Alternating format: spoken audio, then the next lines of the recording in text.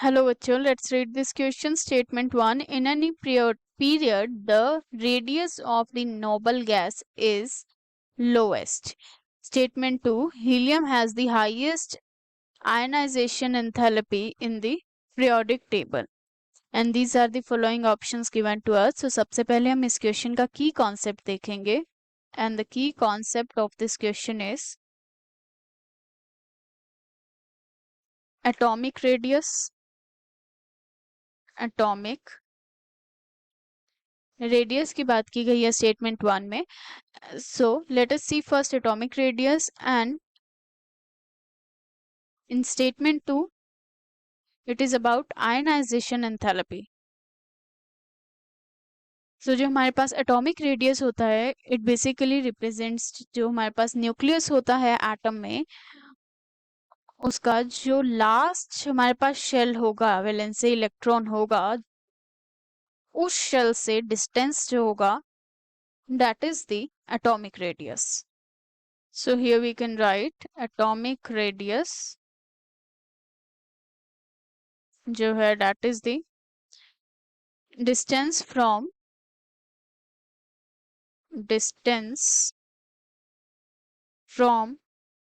center of the nucleus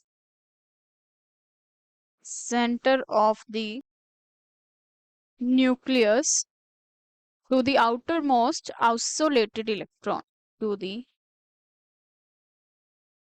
outermost isolated electron. Now let us see जो हमारे पास groups और periods रहते हैं इन दी periodic table में पीरियड बेसिकली periodic टेबल में जो हमारे पास ग्रुप होते हैं that are the vertical rows है from top to bottom जिसमें एलिमेंट्स प्रेजेंट होते हैं. these are from top to bottom and period are horizontal rows of the periodic table.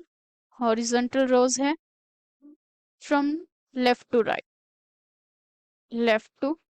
right हम ट्रेंड देखेंगे in the period. According to the given statement, it is said in any period जो radii है वो noble gas की सबसे lowest होती है.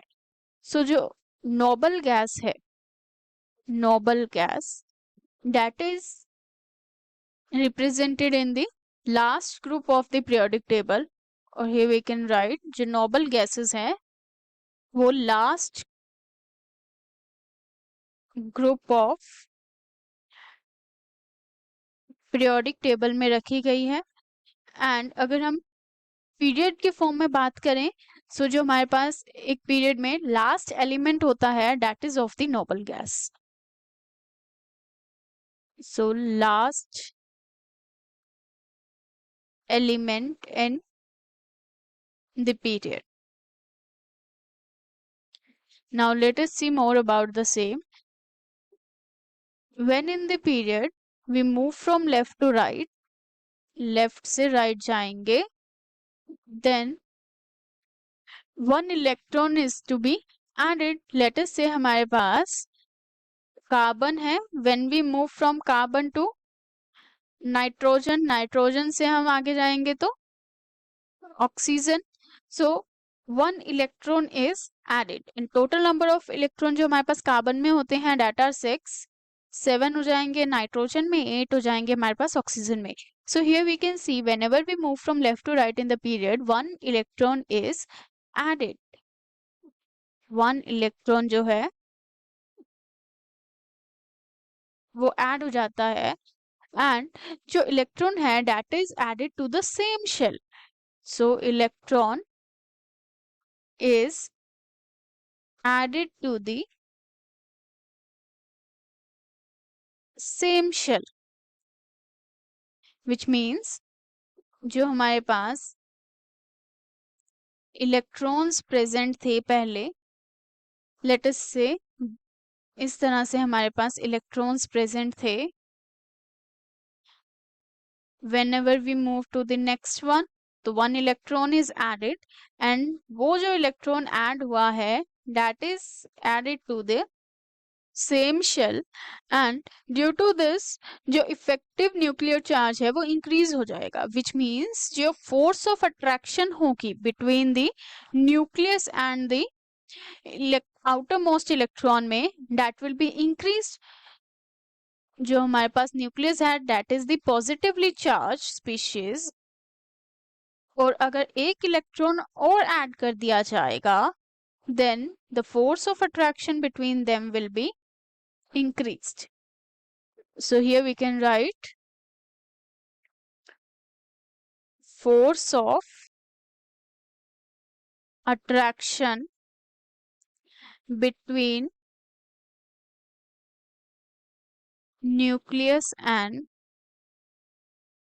electrons will be increased, and due to this increased in the force of attraction जो हमारे पास radii होगा वो लेस हो जाएगा in this way. So जो रेडियस है वो डिक्रीज हो जाएगा and hence we can write size और atomic radius जो है वो डिक्रीज हो जाएगा। And we have already discuss जो नोबल गैसेस हैं वो लास्ट एलिमेंट है in the period. So last में जाएंगे अगर हम पीरियोडिक टेबल में, let us make the outline for the periodic table. जो हमारे पास पीरियोडिक टेबल होगा in this way, at the end here we write the noble gases. So period में अगर डिक्रीज हो रहा है हमारे पास atomic radii, then atomic radius जो होगा हमारे पास नोबल गैस का that should be the least one, but ऐसा नहीं होता। नोबल गैसेस हैं, नोबल गैसेस में they are very inert in nature due to which ये कंबाइन नहीं करती हैं, एंड जो नोबल गैसेस के एटम्स होते हैं the atoms are held together by weak van der Waals forces.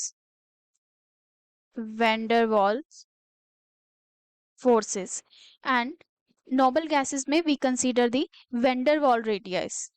So let us see van der Waal radius क्या होता है।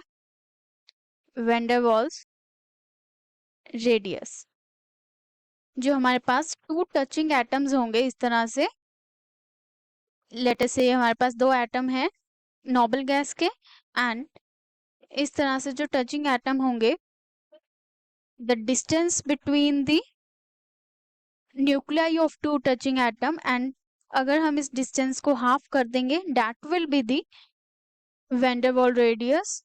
So it is distance between the nuclei of two touching atoms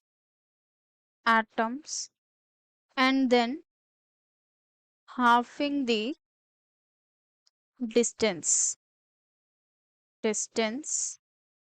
let us say ये हमारे पास d distance था, then it will be d multiplied to the 1/2, and जो ये van der Waal radius होता है in the noble gases, this is much larger than the covalent radius of the other molecules. So by this we can say जो हमारे पास first statement है this is wrong. Now let us see the second statement. It says helium has the highest ionization enthalpy first in the periodic table. Now let us see ionization enthalpy क्या होता है। ionization enthalpy,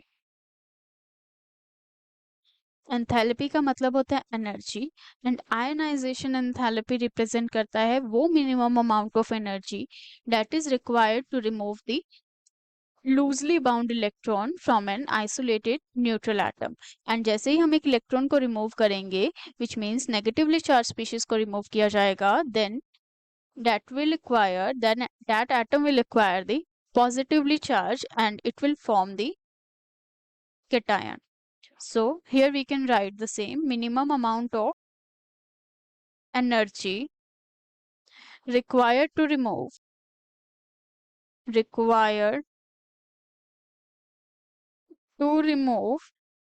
the most loosely the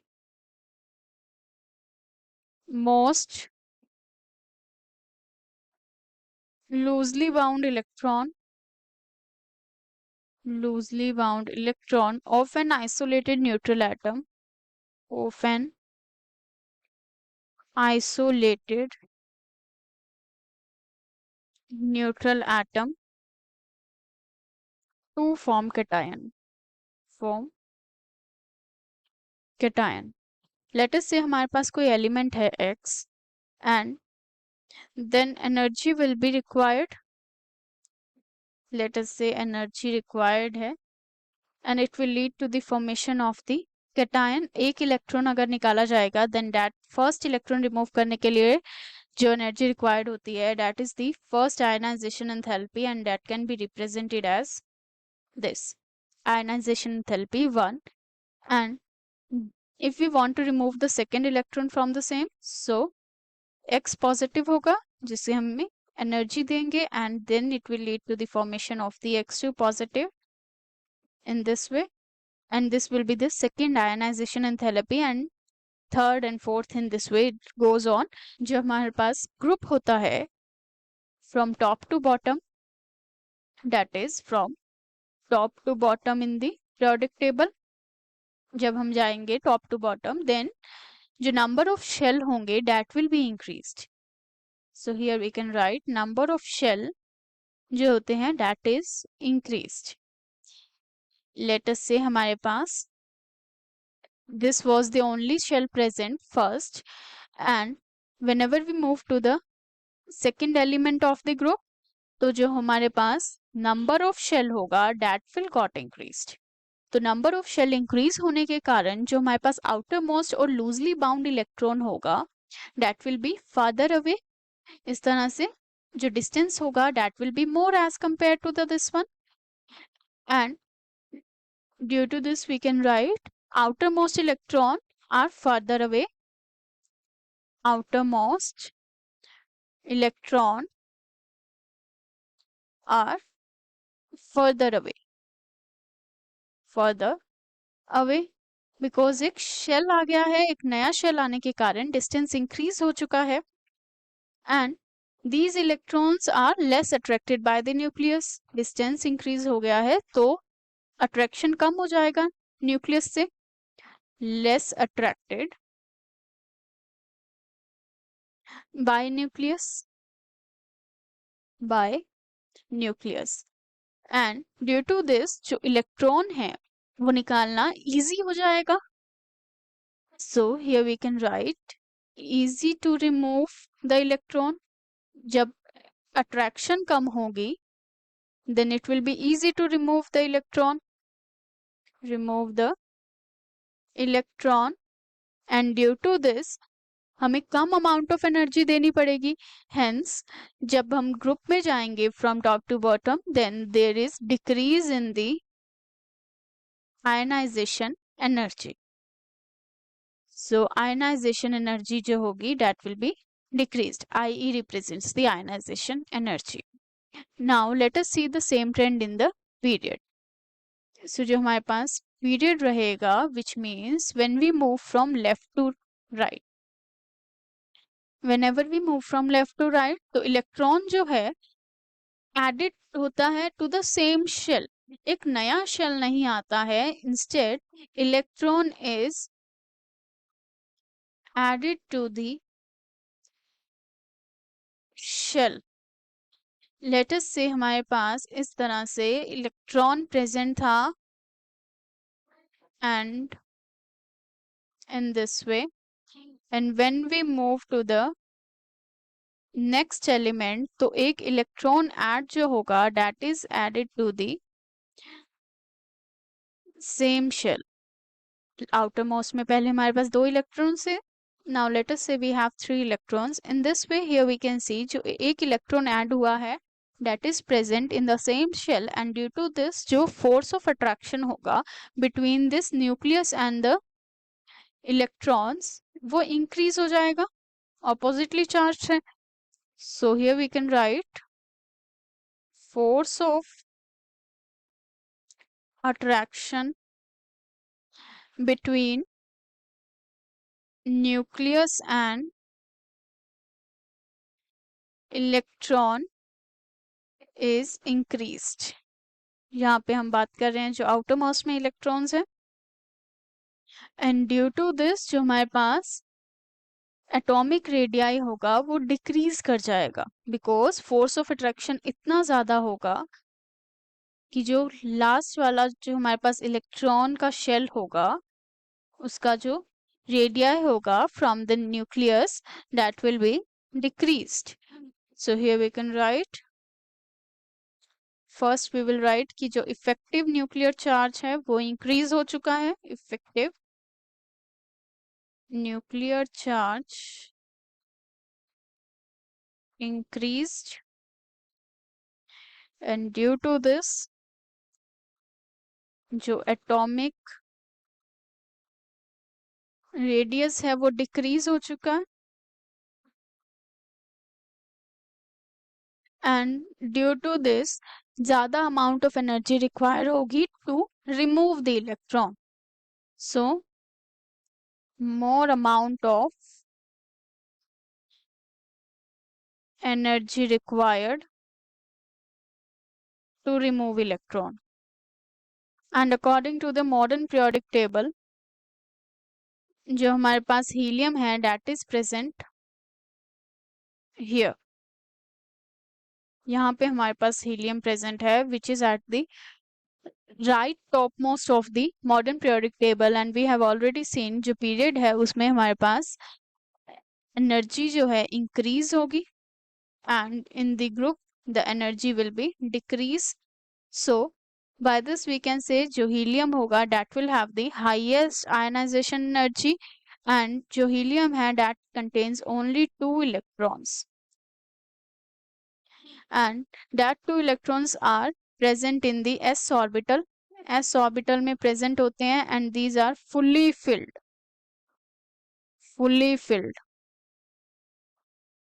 and ये अपनी stable configuration में होते हैं.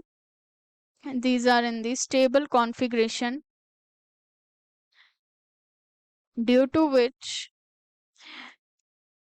electron remove करना is highly energible task, and by this we can say the first ionization energy होगी for helium that will be the highest in the periodic table.